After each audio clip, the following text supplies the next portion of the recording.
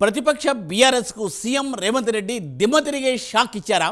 గతంలో కేసీఆర్ ప్రయోగించిన ఫార్ములానే ప్రస్తుతం బీఆర్ఎస్పై రేవంత్ ప్రయోగించారా అంటే తెలంగాణ రాజకీయ వర్గాల్లో అవుననే సమాధానం వినిపిస్తోంది. బీఆర్ఎస్ పార్టీని వీడి కాంగ్రెస్ పార్టీలో చేరిన ఎమ్మెల్యేలపై అనర్హత వేటు విషయంలో హైకోర్టు ఇచ్చిన తీర్పుతో బీఆర్ఎస్ నేతలు సంతోషంగా ఉన్నారు. అయితే హైకోర్టు తీర్పు వచ్చిన కొద్ది గంటల్లోనే పీఏసీ చైర్మన్ ఎంపిక విషయమై కాంగ్రెస్ ప్రభుత్వం వ్యూహాత్మకమైన నిర్ణయాన్ని తీసుకుంది. తద్వారా బీఆర్ఎస్ నేతలకు హైకోర్టు తీర్పు సంతోషం గంటల సేపు కూడా మేలకుండా ఆవిరైపోయిందట. మరోవైపు పార్టీ ఫిరాయించిన ఎమ్మెల్యేలంతా మాట మారుస్తున్నారు. ఇప్పుడు తాము టెక్నికల్గా బీఆర్ఎస్లోనే ఉన్నామని ఫ్లెట్ ఫిరాయిస్తున్నారు. దీంతో ఇప్పుడు బీఆర్ఎస్ ఏం చేయాలో పాలుపోని పరిస్థితిలో పడిపోయింది అంటున్నారు విశ్లేషకులు.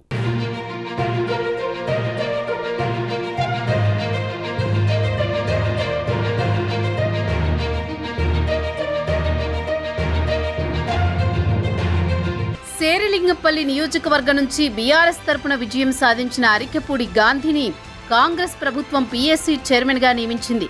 ఈ నియామకం సరికొత్త చర్చకు దారితీసింది. ఇటీవల అరికెపూడి గాంధీ సీఎం రేవంత్ రెడ్డిని కలిశారు. ఈ సమయంలో ఆయన కాంగ్రెస్ పార్టీ తీర్థం పుచ్చుకున్నట్లు అందరూ భావించారు. దీంతో బీఆర్ఎస్ పార్టీని వీడి అధికార కాంగ్రెస్ పార్టీలో చేరిన అరికెపూడి గాంధీకి పీఎస్సీ చైర్మన్ పదవి ఎలా ఇస్తారంటూ బీఆర్ఎస్ నేతలు రేవంత్ సర్కారును ఇరుకున పెట్టే ప్రయత్నం చేశారు. తాజాగా అరికెపూడి గాంధీ బీఆర్ఎస్ నేతలకు గట్టి కౌంటర్ ఇచ్చారు.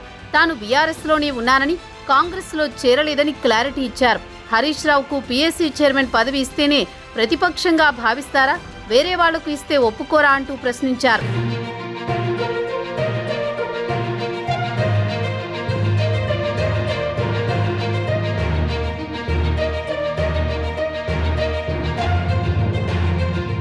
అసెంబ్లీ నిబంధనల ప్రకారం ప్రతిపక్ష బీఆర్ఎస్ పార్టీ నుంచి 3 సభ్యులను పీఎస్సీకి ఎన్నుకోవాల్సి ఉంటుంది. బీఆర్ఎస్ నుంచి హరీష్ రావు, వేముల ప్రశాంత్ రెడ్డి, గంగుల కమలాకర్ పేర్లను సూచించారు. అయితే కాంగ్రెస్ పార్టీ 3 సభ్యులను ఎన్నుకుంది. వారిలో వేముల ప్రశాంత్ రెడ్డి, గంగుల కమలాకర్తో పాటు అరికెపూడి గాంధీకి ఛాన్స్ ఇచ్చింది. గాంధీని పీఎస్సీ చైర్మన్గా ఎంపిక చేయడంపై బీఆర్ఎస్ నేతలు తీవ్రస్థాయిలో ఆగ్రహం వ్యక్తం చేస్తున్నారు. ఆయన కాంగ్రెస్ పార్టీలో చేరారని, ఆయనకు పీఎస్సీ చైర్మన్ పదవి ఎలా ఇస్తారంటూ గగ్గోలు పెడుతున్నారు. నిజానికి పీఎస్సీ చైర్మన్ పదవి ప్రతిపక్ష పార్టీ నేతలకే ఇవ్వడం ఆనవాయితీగా వస్తోంది. టెక్నికల్గా అరికెపూడి గాంధీ బీఆర్ఎస్ ఎమ్మెల్యేగానే ఉన్నారు.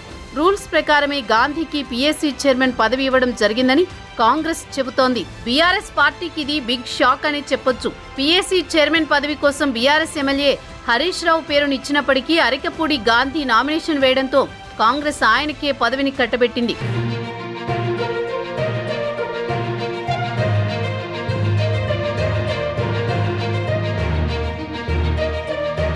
పీఎస్సీ చైర్మన్ ఎంపిక విషయంలో కాంగ్రెస్ పార్టీ గతంలో కేసీఆర్ అనుసరించిన విధానాన్ని అమలు చేసినట్లు కనిపిస్తోంది.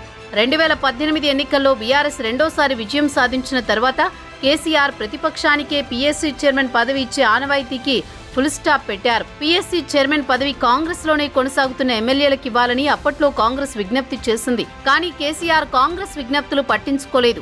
మిత్రపక్షమైన MIM MLA Akbaruddin Owaisi PSC chairman పదవి కట్టబెట్టారు. కాంగ్రెస్ పార్టీ నుంచి గెలుపొందిన ఎమ్మెల్యేలు బీఆర్ఎస్లో చేరడం ద్వారా కాంగ్రెస్ పార్టీ ప్రతిపక్ష హోదా కోల్పోయిందని, అందుకే కాంగ్రెస్ ఎమ్మెల్యేలకు పీఎస్సీ చైర్మన్ విషయంలో అవకాశం కల్పించలేదని అప్పట్లో బీఆర్ఎస్ నేతలు చెప్పారు. అయితే ఇప్పుడు అదే విషయాన్ని కాంగ్రెస్ నేతలు గుర్తు చేస్తున్నారు. ఇప్పుడు పీఎస్సీ చైర్మన్ ఎంపికకు కావలసిన 13 మంది బలం తమకుందని కాంగ్రెస్ నేతలు చెబుతున్నారు. మరోవైపు అరికెపూడి గాంధీ మాట్లాడుతూ తాను బీఆర్ఎస్లో పార్టీలోనే ఉన్నానని చెబుతున్నారు. పార్టీ ఫిరాయింపుల విషయంలో హైకోర్టు ఆదేశాలతో అనర్హత వేటు ఎదుర్కొనే అవకాశముందన్న సూచనలతోనే అరికెపూడి గాంధీ తెలివిగా ఈ వాదనను తెరపైకి తీసుకొచ్చారు. దీంతో బీఆర్ఎస్ పరిస్థితి మింగలేక కక్కలేక అన్నట్లుగా తయారైంది.